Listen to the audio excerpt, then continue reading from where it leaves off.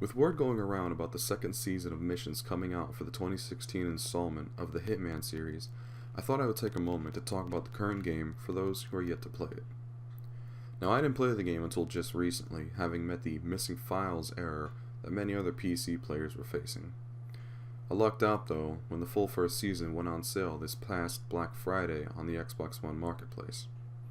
Now, I'll admit, I, like many other players, was turned off by the idea of having an always online experience with this game.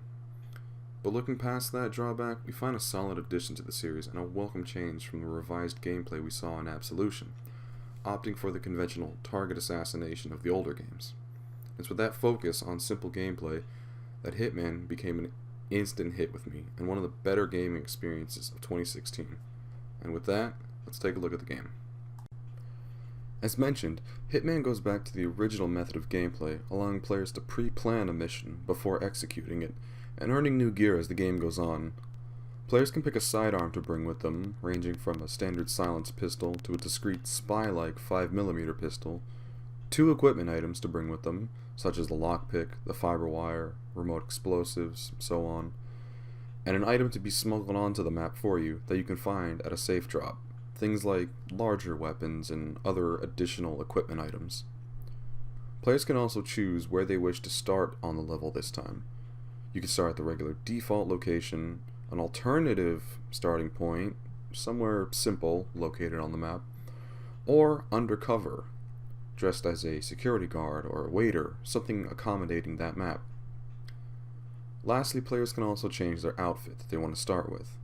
Now, this is purely cosmetic, unless you're choosing the undercover option, in which you'll already have the appropriate outfit.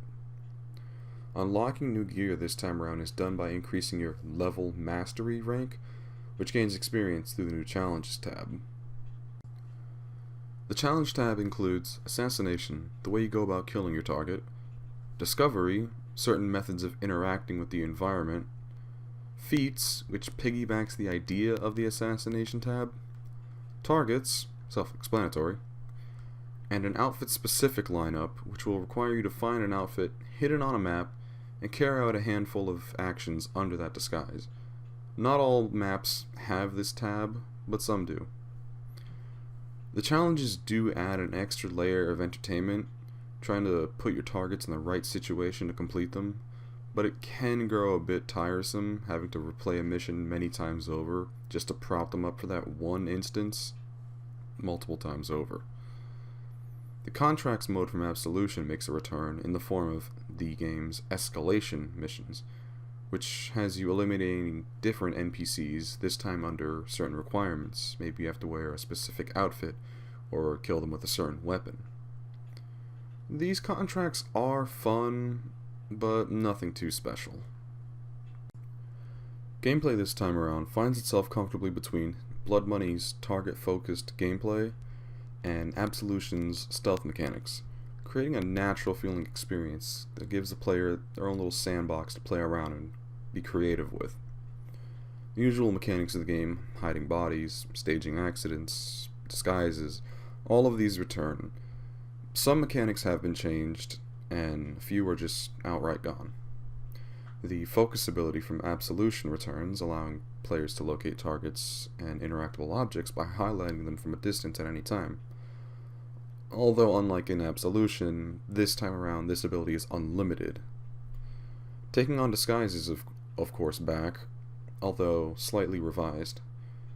Taking on disguise of course will allow you to blend in with others in a specific location, but this time around, not every police officer will know every other police officer on the force. Some NPCs bearing your disguise will see through your outfit, whereas all NPCs with an outfit that outranks your current outfit will see through your disguise. For example, a military sergeant will be able to see through your outfit if you're disguised as just any old private soldier. In the same way, some outfits will fool your targets, others won't. Combat-wise, the game takes an interesting turn this time around, making a very heavy focus on the importance of silent takedowns. While firearms of course are still in the game, shootouts will usually end up with you finding yourself overwhelmed, and you'll probably find yourself dead before you can get a handle on the situation. Not to say that a silenced pistol won't get you far, just don't expect to mow down everything that walks. What it all boils down to is a well-crafted experience that had me carefully planning and plotting my routes the first couple times I played through a mission, getting to a certain point only to find a possible better path or a new opportunity to eliminate a target that would require me to backtrack a little bit to get an item I could use, or perhaps a new disguise that might let me get around just a little easier.